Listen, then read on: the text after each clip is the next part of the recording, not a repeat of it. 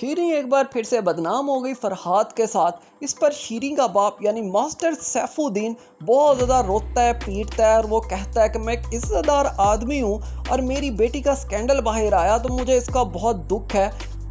तो ये चीज़ देखने वालों को कंफ्यूज कर रही है कि एक तरफ तो मास्टर सैफुद्दीन अपनी बेटी को नचवाना चाह रहा है, शोबिस में लाना चाह रहा है, उसके कपड़े उतरवाना चाह रहा है, प्रोड्यूसर्स और डायरेक्टर्स के साथ उसे सुलाना चाह रहा है।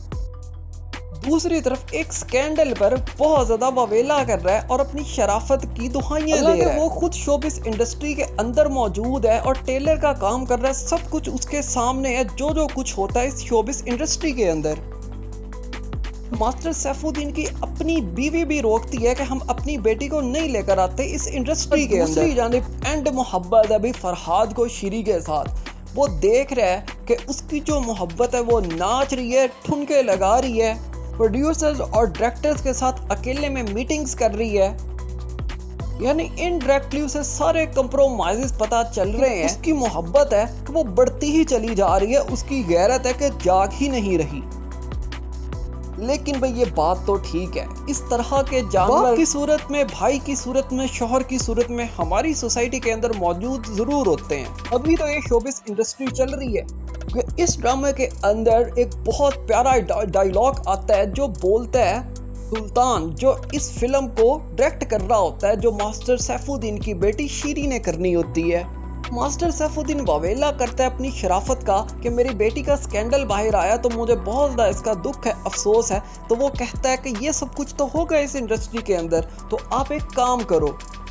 सुल्तान कहता है मास्टर सैफुद्दीन को कि आप गूंगे, बहरे और अंधे बन जाओ। एग्जैक्टली यही वो पॉइंट है कि बहरे, गूंगे और अंधे बनना पड़ता है इन शौहरों को, इन भाइयों को और ऐसे बापों को जो चाहते हैं कि उनकी बेटियां आए शोबिस इंडस्ट्री के अंदर और पैसा कमाएं, नाचें, गाएं और दुनिया पर राज करें। आगे चलकर इस ड्रामे के अंदर एक रोजी का करैक्टर आता है और खुद ही रोजी का करैक्टर इस ड्रामे के अंदर सब कुछ एक्सपोज करके रख देता है। रोजी एक एज्ड औरत दिखाई गई होती है जो काम के लिए धक्के खाती फिरती है और वो हर तरह का कंप्रोमाइज करने के लिए भी तैयार है कि उसे बस काम मिल जाए, उसके लिए चाहे उसे कुछ भी करना पड़े।